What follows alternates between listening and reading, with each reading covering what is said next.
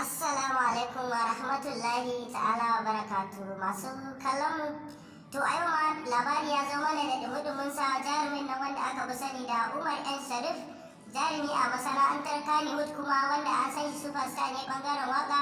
A yau ya wallafa bayani kamar haka, yake cewa ranar Laraba mai zuwa 27 ga watan 1 2021 zai saki waƙarsa ɗaya daga cikin album ɗinsa mai suna Wa Zan Kalla.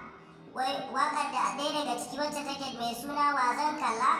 Don haka ku kasance da mu a kowane lokaci domin sauraron shirye-shirye masu ƙayatarwa da nishaɗantarwa. Wato a kowane lokaci duk wani labari da ya kama na Kannywood za ku ji shi insha Allah.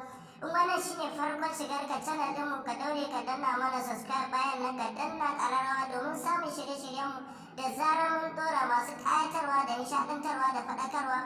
Umar M Sharif dai damu masoya sun kagu da su ga ya saki album ɗinsa.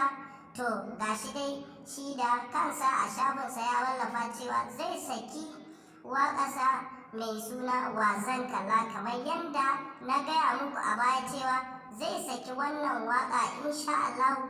Wannan ɗaya daga ciki wanda zai saka a cikin album ɗinsa da yana nan ya rankaɗo zankaɗe album wanda ba a taɓa jin irinsa ba. Akwai waƙoƙi a ciki masu wa'azantarwa da nishaɗantarwa da faɗakarwa.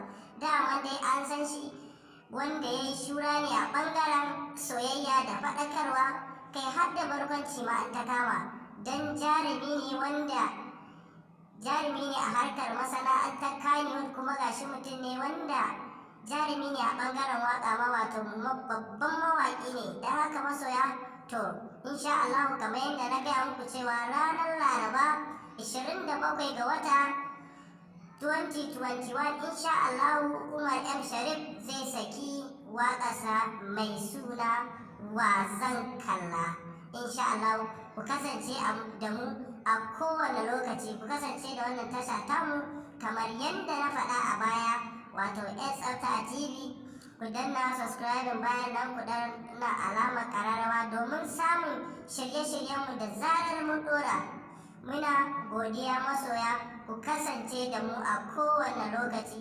Muna alfahari da ku ne abin alfaharinmu. Muna godiya. Assalamu alaikum wa rahmatullahi ta'ala wa barakatuh.